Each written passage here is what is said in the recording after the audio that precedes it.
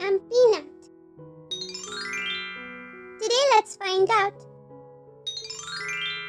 what we can see in the bedroom. Now let's take a quick house tour and look at the different kinds of household objects. Part 2. Shelves.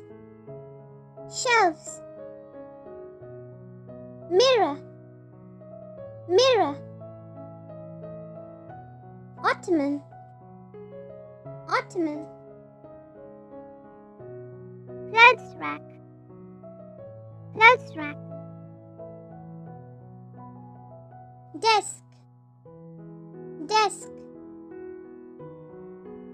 Chairs. Chairs. Beds for pets. Beds for pets. Carpet. Carpet. Flow lamp. Flow lamp. Pendant lights. Pendant lights. Fan. Fan. Air conditioner. Air conditioner.